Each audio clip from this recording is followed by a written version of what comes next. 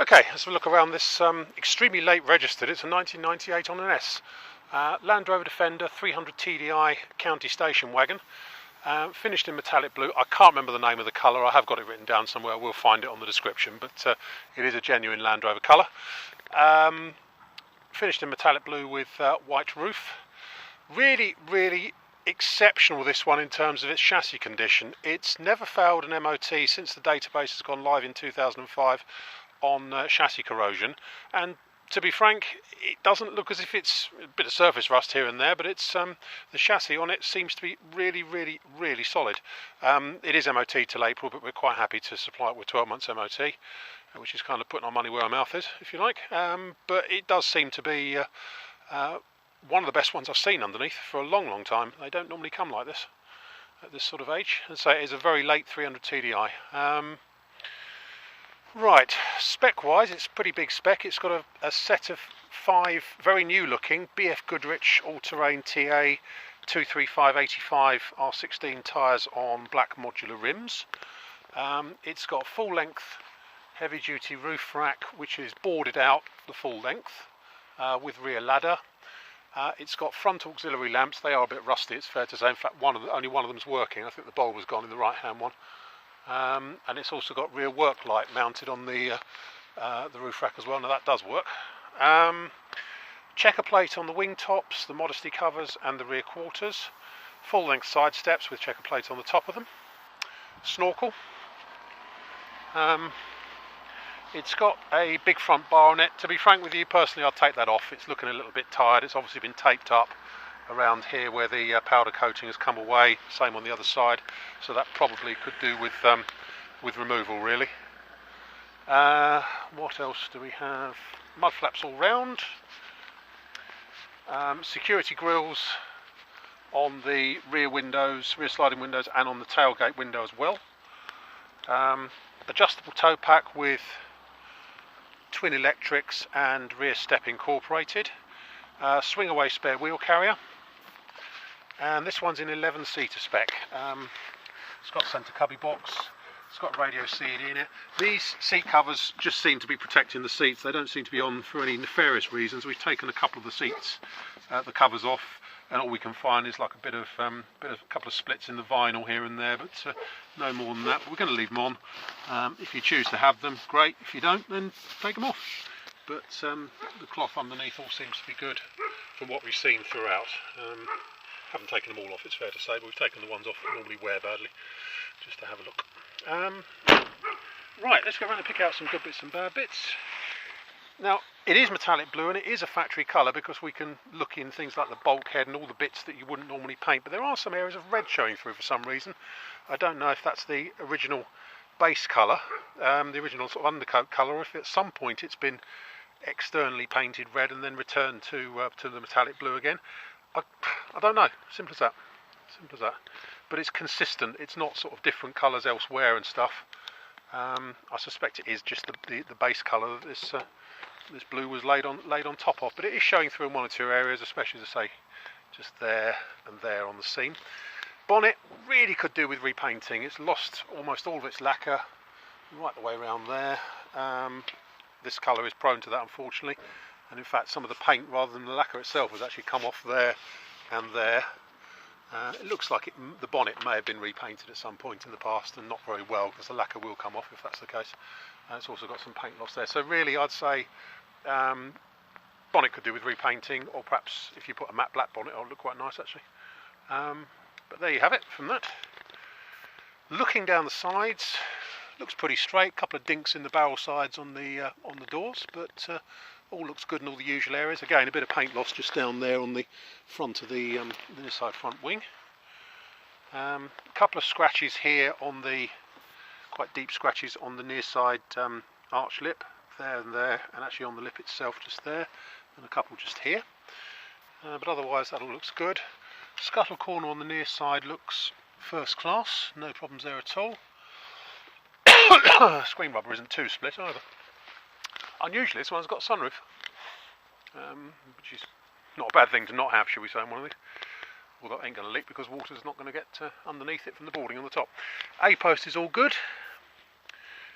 Passenger door All looks nice. Someone's gone round it and fitted stainless steel or zinc coated bolts to it, which is a nice addition as well, all round. But yeah, near side door looks really good. Slight mark just on the back there, a little bit of paint loss just there. That's about it. Interior wise, she's really nice.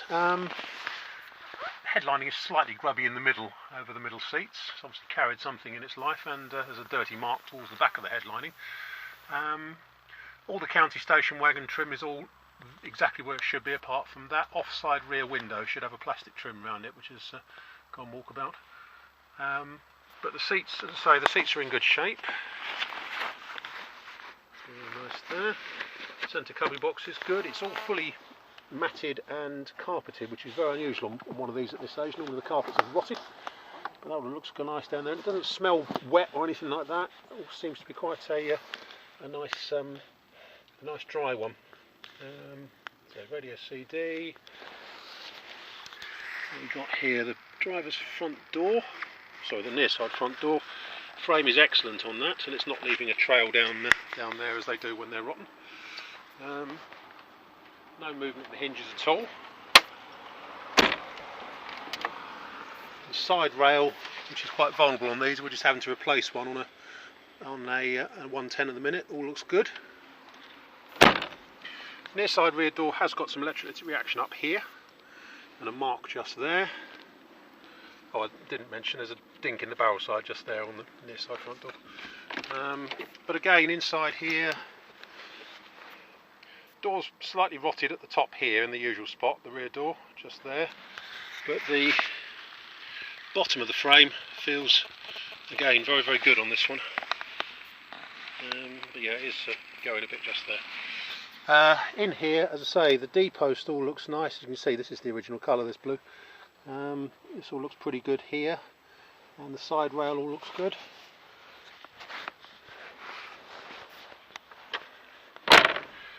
Near side rear wing all looks nice. Bit of a scuff just there on the near side rear arch lip.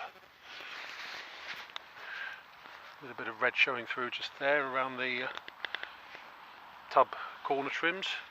It's got a sticker on the back here, some sort of red sticker, something with 12 monkeys maybe, don't know.